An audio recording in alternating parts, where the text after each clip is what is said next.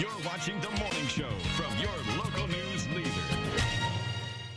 Welcome back. The holidays can be an extremely stressful time of the year, but there's something that might be your solution this year. Henry Woolsey of Compass Counseling and Consulting joins me now. Good morning, Henry. Thanks for being here. Thank you, Alex. Of course. Nice to have the chance. Of course. So this is a really good topic because I feel like a lot of people wonder about support animals, but they don't actually know, how helpful they can be. So why did you want to talk about this today? Well, with all the travel people tend to do at the holidays, and because airline travel is an area that specifically support animals can be helpful with, and then because of a lot of hotel stays, which is another area that is specifically addressed for emotional support animals. And so how do you actually go about the process of having an official support animal? There has to be some legality to it. Sure. And both service animals and support animals and the unethical ways to get them have gotten a lot of coverage lately. But what you need to do is establish a clinical relationship with a licensed mental health professional, be a counselor, a social worker, psychologist, any licensed mental health professional. Sure. Qualify for a diagnosis that could be aided by having an emotional support animal. And there isn't really a list of specific diagnoses, but anything that causes anxiety or depression or mania can all be helped with an emotional support animal.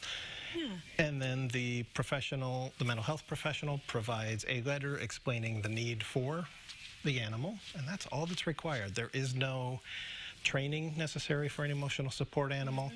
And one of the big scams right now is there is no registration required, nor is there any central registry that is used.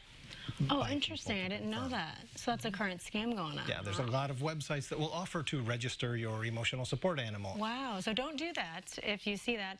And something that you mentioned is anxiety and depression, which are higher at this time of year as well. So I assume that this animal really, really helps people out at this specific time of year. Certainly.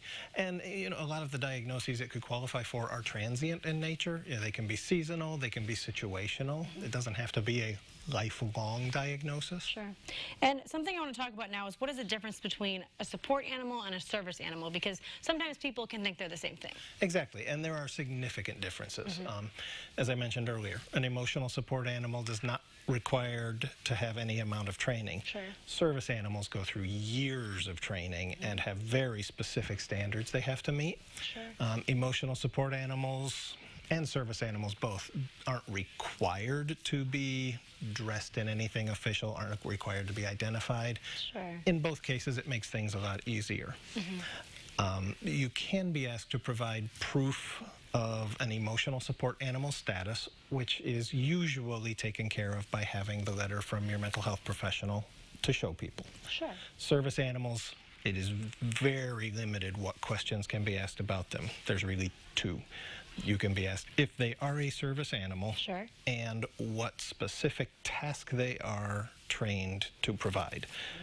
In neither case do you have to provide a specific diagnosis. The letter for an emotional support animal usually describes the symptoms in broad terms and then describes how the animal can help lessen those symptoms, again, in very broad terms. Sure. Very good to clarify on that note. And another thing, what rights does someone have when they have one of these support animals? Sure. There are three pieces of legislation that address emotional support animals.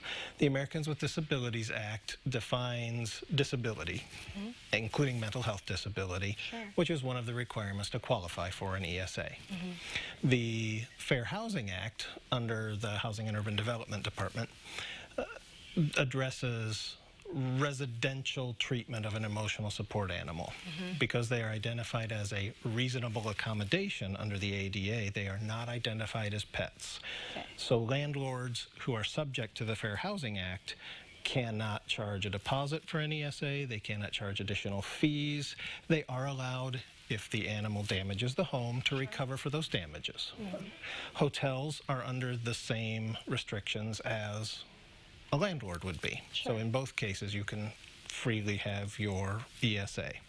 One of the interesting things that because they are a reasonable accommodation and not a pet, they are not subject to either lease-based or community-based breed restrictions. Sure. Now, they can be evaluated on an individual basis to find out if they are in fact a reasonable accommodation, an animal that is hostile, an animal that can't behave well, so on. Those things can be turned down on an individual basis. Very cool. Well, thank you so much for joining us this morning. We'll have this posted later on our website. Thank you so much, Henry, for being here. Thank you. Thank you. We'll be right back.